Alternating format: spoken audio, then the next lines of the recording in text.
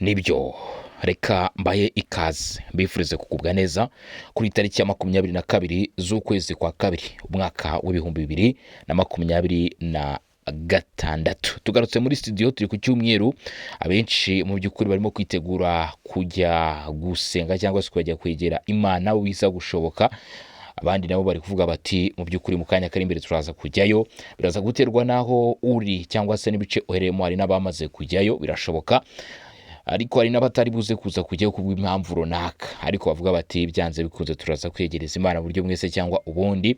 Ndabashimiye cyane, nanjye kandi baragije Imana mu by'ukuri mbasabira umugisha, ndetse namwe mu by'ukuri basaba ko mwakomeza kugenda mudusabira umugisha ariko kandi mubwire ko wowe udukurikiranye musuhuza cyane abari mu Burundi, abari Uganda, haba kuba ari muri Repubulika Demokarasi ya Kongo ndetse no mu bindi bihugu bigiye bitandukanye hirya no hino, aho uri hose udukurikiranye mu by'ukuri ndabasuje.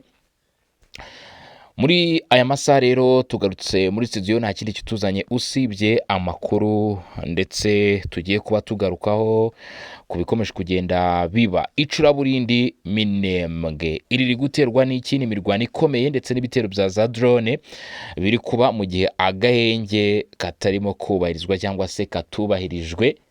Aka gahenge impamvu katubahirijwe turaza kwigarukaho nanone, ariko turaza kureba n'ingaruka biri kugira ku batarakubahirije.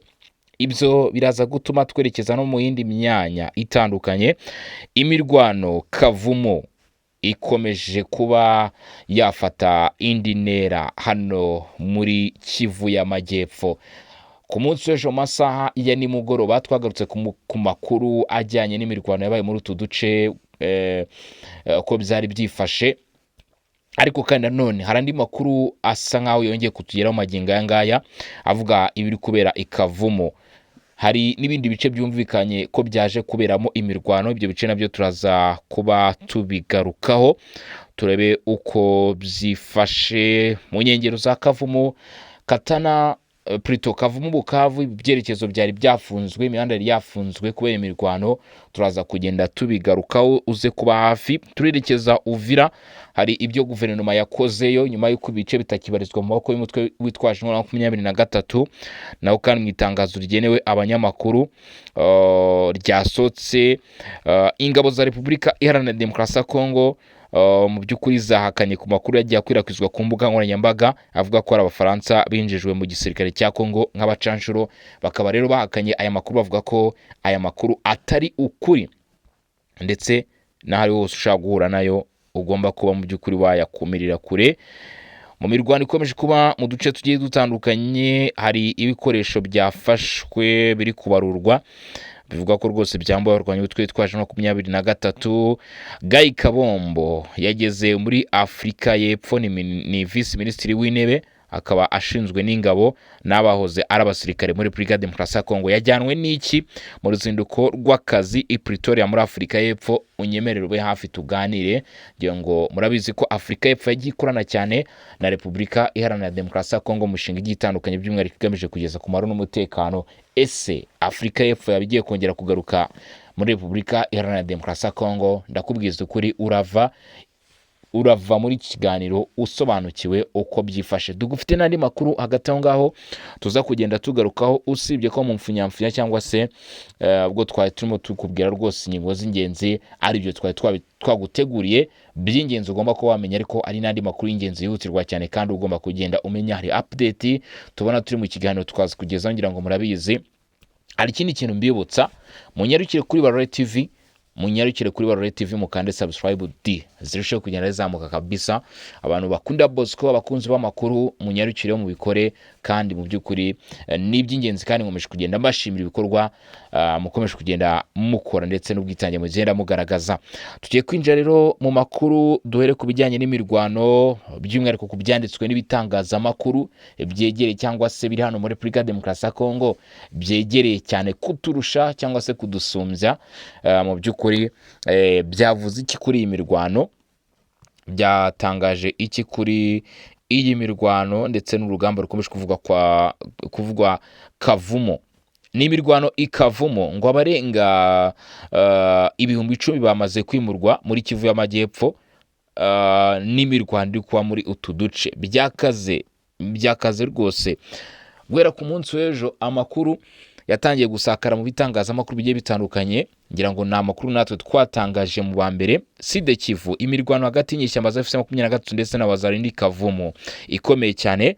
Abaturage bo mu gace ka Kavumu ndetse no mu nkengero zaho muri teritwari ya Kabare mu Kivu y'Amajyepfo baremeza ko umunsi wose ku munsi w'ejo hashize tariki 21 bari bafite ubwoba n'ihungabana batewe n'imirwano ikomeye cyane yahuje inyeshyamba za FCM23 ndetse n'abarwanyi ba Wazalendo. Abaturage bakavuga ko umunsi wose bari barimo bumva urusaku rw'imbunda ziremereye ndetse n'izoroheje, ari byo byabateye kugira ubwoba. Nk'uko amakuru aturuka mu baturage bivuga, imirwano yatangiye mu gitondo iza kugabanuka mu masaha ya nyuma ya saa sita, ariko yongera kubura nimugoroba.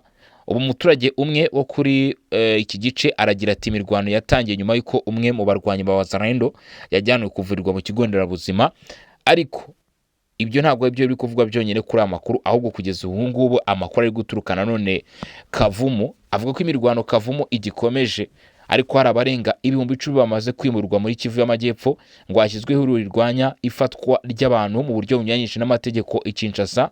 Igitero cyagabwe ku modoka za Martin Fayulu cyamaganwe ndetse n'imyuzure yahitanye abantu muri Mai Ndombe. Ibyo tugiye kubigaruka byose ku wa gatandatu. Amakuru yiganjemo imirwano ikomeje mu burasirazuba bwa Repubulika ya Demokarasi ya Kongo, mu gihe i Kinshasa hakomeje umwuka mubi wa politike ndetse n'ibibazo by'ubutabazi bikarushaho gukomera mu turere dutandukanye twa Kivu y'Amajyepfo. Ni imirwano Kavumu, abaturage bafite ubwoba muri Kabare. Kavumu mu karere ka Kabare habaye imirwano idasanzwe nk'uko dukomeje kugenda tubigarukaho. Abaturage bavuga ko bumvise amasasu menshi kuva aho bita Ikatana kugera Kavumu. Umuhanda Bukavu Kavumu warangiritse mu bijyanye n'imigenderanire cyane cyane hagati ya Katana na Kavumu. Avuga ko impande zombi zashyizeho ibirindo n'intwaro. Iyi mirwano ibaye mu gihe amakimbirane akomeje kwiyongera, aho ubutegetsi bwa Kinshasa bushinja umutwe wa FCM23 gufashwa n'u Rwanda. Abimuwe ari benshi, ubutabazi bukomeje kubura.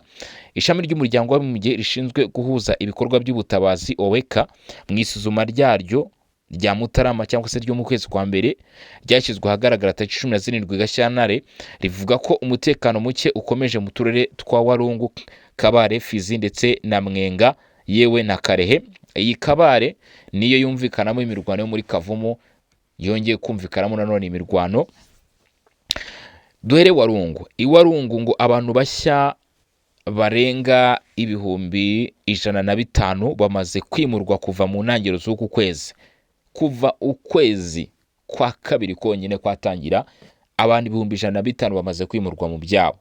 Hehe? Muri Walungu, muri Kivu y'Amajyepfo. Urumva ko ni imibare iteye inkeke, iteye n'ubwoba. Muri Fizi rero, hagati ya tariki 26 na tariki 29 Mutarama, abantu nibura ibihumbi 41,800 bahunze imirwano.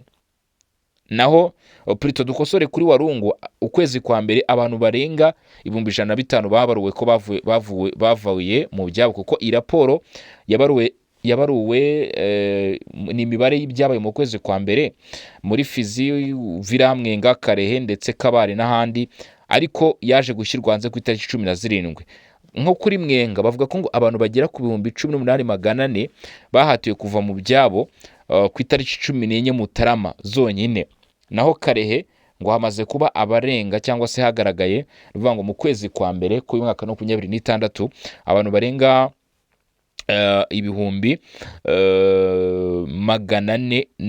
415,600 bimuwe, nk'uko bitangazwa na komisiyo ishinzwe ibijyanye no kwimurwa kw'abaturage OECA. Imirwano ngo yahagaritse ibikorwa by'ubukungu n'imibereho, inongera ibyago by'ihohoterwa n'ibibazo by'umutekano. Ngira ngo niba wumva ahantu havuye abaturage nkanga bagahunga, ntabwo n'ubundi iterambere ryasigara rihari, kuko abaturage ni benshi cyane. Abafatanyabikorwa mu by'ubutabazi batangaza ko hakenewe byihutirwa ibiribwa, ubuvuzi, amacumbi, amazi meza, isuku n'uburinzi bw'abaturage, ariko kugera ku bakeneye ubufasha biracyagoye mu duce tumwe na tumwe. Biracyari ingorabahizi nk'uko nabikubwiye. Mu by'ukuri dufitiye n'andi makuru agiye atandukanye hagati tuba tugenda tugarukaho. Raporo ya Kivu Security Tracker yakozwe n'ikigo Ebuteri yasohotse igaragaza ko hari imirwano ikomeje kugenda yumvikana mu duce tumwe na tumwe, havuzwemo Warikari ndetse na Masisi. Ariko kandi kugeza kuri uyu munsi makuru akomeje kugenda asohoka cyangwa se ajya ahagaragara nkuko amakuru ari kugenda tugeraho kugeza kuri uyu munsi cyangwa se kuri tariki. FARDC igisirikare cya leta ya Kongo cyakanye amakuru yaramaze iminsi avugwa. Hari amafoto yagiye akwirakwizwa ku mbuga nkoranyambaga mu by'ukuri avuga ko ngo ari abasirikare bari bafite amadarapo ariho ibirango bigaragaza ko ari abafaransa, ngo aya mafoto akaba avuga ko bari muri Brigade Demokarasi ya Kongo kandi bari mu bikorwa bisa nkaho ari ubucancuro ndetse bakorana na FARDC. Igisirikare cya leta ya Kongo kera kabaye bagize icyo babitangazaho nyuma y'urugamba rwawe komera rwaberaga Kavumu. Ntago FARDC yari yabuze rero mu by'ukuri no kuba yagira ibyitangaza kuko uduce tumwe nubwo turi kubera imirwano utundi buzima burakomeje. Mu itangazo rigenewe abanyamakuru rifite nimero 06 ryasohotse kwa 20 Gashyantare 2026, ngira ngo murumva ko ingabo za Repubulika Iharanira Demokarasi ya Kongo FARDC zahise zisobanura ku makuru yakwirakwijwe ku mbuga nkoranyambaga avuga ko ari abafaransa bijijwe mu gisirikare cya Kongo nk'abacanshuro. Bahise rero bagira icyo babisobanuraho, reka dukomeze twumve. Ubuyobozi bukuru bw'ingabo bwasobanuye ko Repubulika Iharanira Demokarasi ya Kongo isanzwe ifitanye ubufatanye mu bya gisirikare n'Ubufaransa kuva yabona ubwigenge, kandi ubwo bufatanye bwibanda cyane cyane ku mahugurwa. Ngira ngo urimo urabyumva, hasanzwe hari ubufatanye. Ariko se kuba hari hasanzwe hari ubufatanye byaba bisobanuye ko izi ngabo zihari? Reka dukomeze twiyumvire. Ngo aya mahugurwa arebana no kongera ubumenyi n'ubushobozi abasirikare n'abayobozi b'ingabo haba mu Bufaransa muri Repubulika Iharanira Demokarasi ya Kongo. Iyo bavuze mu Bufaransa nuvuga ngo hari abasirikare bashaka kuva cyangwa se abari kwiga amasomo ya gisirikare bashaka kuva muri Repubulika Demokarasi ya Kongo, yaba kubashaka kuyiga yaba kubakomeje kuyiga bakajya mu Bufaransa. Hari n'igihe bishoboka ko haza abatrainer bavuye mu Bufaransa bakaza muri Repubulika Demokarasi ya Kongo gutanga ubumenyi. Bavuga ko ndetse no mu mashuri ya gisirikare ndetse no mu bindi bihugu bya Afurika akora urwego rw'akarere Ubufaransa bubasha kugeraho n'ibintu bisanzwe. Nkuko bigaragara mu itangazo ryashyizweho umukono na Lieutenant Colonel Mongomba Hussein, ngo abasirikare b'Abafaransa bagaragaraga mu mafoto n'amashusho ari gukwirakwizwa ku mbuga nkoranyambaga muri iyi minsi si abacancuro ahubwo n'abatoza, icyo bita instructors bo mu matsinda cyangwa se bo mu itsinda rishinzwe amahugurwa y'ibikorwa bya gisirikare. Ntabwo rero ari abarwanyi cyangwa se ntabwo ari abaje guhangana ahangaha, kandi nyine ntabwo bizabuza kugenda ngo nuko ngo ari Abafaransa, ntabwo bishoboka. Abo basirikare bari Ikisangani, umurwa mukuru w'intara ya Chopo, amaze kuhamenyana n'abatahazi mu rwego rwa gahunda yo kongera ubushobozi ndetse no guhugura byisumbuyeho imitwe imwe n'imwe ya FARDC. Urumva icyabazanye? FARDC isobanura neza ko aba basirikare ntabwo yigeze hakana ko bahari. Uyu munsi icyo gisobanuke cyangwa se tugishyiraho umucyo tugiclearinge, abo bo kuba bahari barahari, ariko ntabwo baje mu bikorwa byo kurwana n'umutwe wa 23 cyangwa se mu guhangana n'inyeshyamba mu gufatanya na FARDC mu bikorwa byo ku rugamba ku mirongo imbere, ahubwo n'aba instructors n'abarimu n'aba trainer. Aba rero mu by'ukuri amafoto bivuga ko yakwirakwijwe ku mbuga nkoranyambaga abagaragaza nuko ngo bari Ikisangani. Ubuyobozi bw'ingabo za Kongo bwamaganye byimazeyo cyangwa se bivuye inyuma ayo makuru y'ibinyoma abashinja kwinjiza abacanshuro b'Abafaransa mu mirwano, bashimangira ko ubufatanye buri mu murongo wemewe n'amategeko y'ubufatanye hagati y'ibihugu byombi. Ni ukuvuga ngo imikoranire twabonye cyangwa se turi kumva hano yaje kuba hagati y'izi ngabo cyangwa se iri kuvugwa, ati biremewe hagati y'amasezerano yabaye hagati ya Repubulika Demokarasi ya Kongo ndetse n'Ubufaransa. Binyuze muri iri tangazo, FARDC yongeye gushimangira ko ubufatanye bwa gisirikare ifitanye n'Ubufaransa bukorwa mu buryo bwemewe. Icyo ni icya mbere kandi bugaragara. Inahakana yivuye inyuma ko nta gikorwa cyo kwinjiza abacanshuro cyabayeho kuko ngo byaba binyuranyije n'amahame y'agahenge ashyigikiwe mu rwego rw'imbaraga zo kugarura amahoro mu karere. Icyo kintu ngira ngo urimo uracyumva cyangwa se urimo uragisobanukirwa. Mu makuru yandi akomeje kugenda avuga, reka tunyarukire muri Uvira turebe uko byifashe nyuma y'uko M23 isohotse muri bice abaturage barahunze biki n'ibiki ibikorwa remezo byari byahagaze. Ese kugeza uyu munsi ni iki guverinoma iri gukora kugira ngo isubize ibintu ku murongo, cyangwa se bihagaze bite nyuma y'uko guverinoma igarutse muri utu duce? Hari inkuru nziza ishimishije ngo hatanzwe toni z'imiti n'ibindi bikoresho by'ubuvuzi mu rwego rwo gushimangira serivisi z'ubuzima zigenerwa abatuye mujyi wa Uvira. Inkuru yo kwishimira ku batuye Uvira ku mabwiriza ya Perezida Felix Tshisekedi kuwa gatanu tariki 20 Gashyantare, Uvira hagejejwe toni z'imiti n'ibindi bikoresho byifashishwa mu buvuzi. Inkuru yishimiwe na benshi hagamijwe kongera imbaraga gahunda yo kwita ku baturage bahuye n'ingaruka z'ibibazo by'umutekano muke mu burasirazuba bwa Repubulika ya Demokarasi ya Kongo.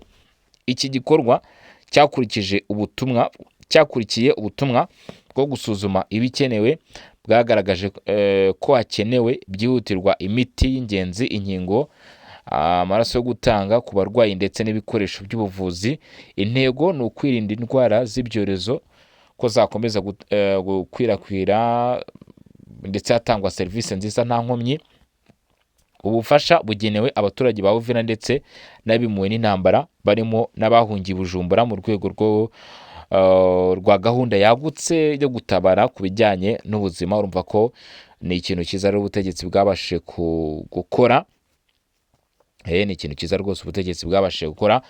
Tunyarukira mu yandi makuru, Afurika y'Epfo bihagaze bite? Guy Kabombo ari Pretoria mu rwego rwo gushimangira ubufatanye mu bya gisirikare hagati ya Afurika y'Epfo ndetse na Repubulika Iharanira Demokarasi ya Kongo. Ni Vice Ministre w'intebe ushinzwe ingabo n'abahoze ari abasirikare muri Repubulika ya Demokarasi ya Kongo, Guy Kabombo Domvaita ari mu ruzinduko rw'akazi Pretoria muri Afurika y'Epfo. Yagezeyo kuwa kane tariki 19 Gashyantare, aho yagiye mu butumwa bugamije gushimangira ubufatanye mu bya gisirikare hagati ya Leta ya Repubulika Iharanira Demokarasi ya Kongo ndetse na Afurika y'Epfo. Nk'uko byatangajwe n'ishami rye rishinzwe itangazamakuru, ari Pretoria ndetse azitabira nk'umushyitsi w'icyubahiro ibirori byo kwizihiza isabukuru y'imyaka 71 y'ingabo za Afurika y'Epfo. Byongeye kandi azanasura ibigo bitandukanye bya gisirikare biherereye aho bita Toho Yondu muri Afurika y'Epfo. Uruzinduko rwa Guy Kabombo ruje rukurikira itangazo rya Perezida Cyril Ramaphosa ryemeza ko ingabo za Afurika y'Epfo zizava mu butumwa bw'umuryango w'abibumbye bwo kugarura amahoro ndetse no guhagararira umutekano muri Repubulika Iharanira Demokarasi ya Kongo. Bari basanzwe bari muri MONUSCO, niho biteganijwe ko bagomba kuva bataha. Tubitsa ko muri Mutarama 2025 muri Suri wa Afurika y'Epfo Anja Mochega yari yagiriye uruzinduko mugenzi wa Kongo. Bombi bagiranye ibikano byihariye byabereye mu muhezo mu rwego rwo gukomeza ubufatanye hagati y'ibihugu byombi. Kugeza kuri uyu munsi mu makuru akomeje kugenda amenyekana ku bijyanye n'imirwano, imidugudu myinshi ikomeje kumvikanamo imirwano ngo iyo bita Club Les 12. Biravuga ko irimo irakoreshwa n'umutwe wa 23 ngo ibi bikoresho ariko ngo hari biri gufatwa. Masisi Club Les 12 yafashwe na Wazalendo, ikintu gikomeye cyane, imbundi idasanzwe cyangwa se Kaliba 12 kugira ngo tubyumve neza abashaka kubyumva muri rw'ikinyarwanda. Iyi rero yafashwe, intwaro iremereye kandi Kaliba 12 cyangwa se 7mm bivuga ko yari iyinyeshyamba za M23 yafashwe kandi ikaba yafashwe mu mpera z'iki cyumweru n'abawazarendo nyuma y'imirwano yabereye mu karere ka Masisi mu ntara y'Kivu y'Amajyaruguru.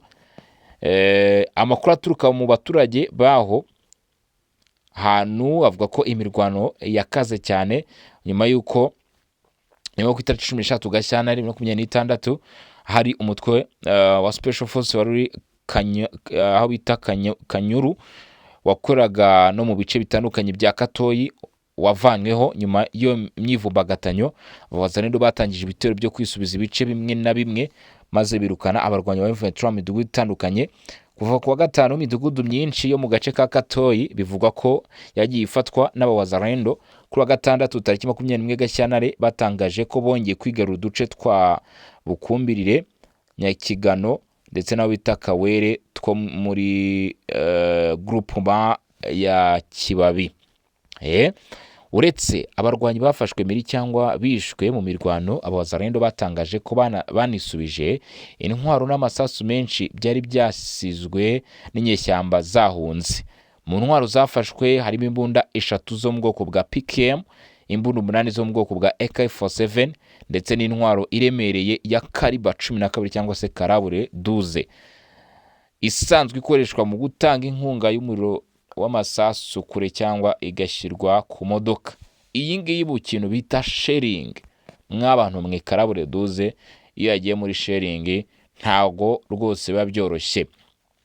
Anavuga ko hafashwe n'amasanduku menshi arimo amasasu nyine yashyirwa muri izo mbunda, nayo rero yarafashwe. Urumva ko ni ikintu gikomeye cyane.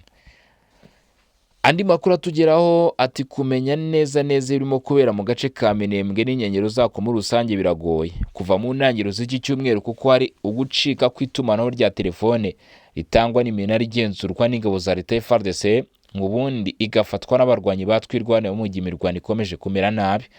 Mu ntangiriro z'iki cyumweru, umukuru wa societe civile mu karere ka Minembwe ngo yatangaje ko imirwano yo mu cyumweru cyashize hafi y'agace ka Puyezero mu misozi ya Fizi yashegesha ingendo zituma abantu ibintu by'ibanze nka mazutu, imiti, ibikoresho nkenerwa bigera Minembwe bibura. Mu ntangiriro z'uku kwezi, umuvugizi w'ingabo za leta muri Kivu y'Amajyepfo yatangaje ko intego yo kwisubiza Minembwe centre imaze igihe kigera ku mwaka igenzurwa n'abarwanyi ba M23 mu by'ukuri ihari, mu gihe kwa gatatu saa sita wari umunsi wo gutangira kubahiriza agahenge hagati y'uruhande rwa leta. Ntago byigeze bikorwa, ngira ngo murabyumva ko na n'uyu munsi cyangwa se na maginga yangaya imirwano iracyakomeje kuba. Izo ngabo z'u Burundi sizo gusa FARDC, sibo gusa Wazarendo, hari n'abandi basigaye bavugwa rwose no ku mirongo imbere ku rugamba, turababona cyangwa se turagenda tubumva. M23 twirwaneho, abo bose bari ku mirongo imbere ku rugamba. Ntacyo bivuze cyangwa se ntacyo bisobanuye kuba imirwano ikomeje gutya, ariko kandi birateza icyo gikomeye cyane ku baturage batuye muri bice, aho igisirikare cya leta ya Kongo FARDC kivuga ko ibice nabyo bashaka kubyigarurira bakabyongera kuri Uvira, bityo bagasatira Bukavu. Ari nayo mpamvu benshi bavuga bati n'intandaro y'imirwano ikomeje no kumvikana ahangaha Kavumu.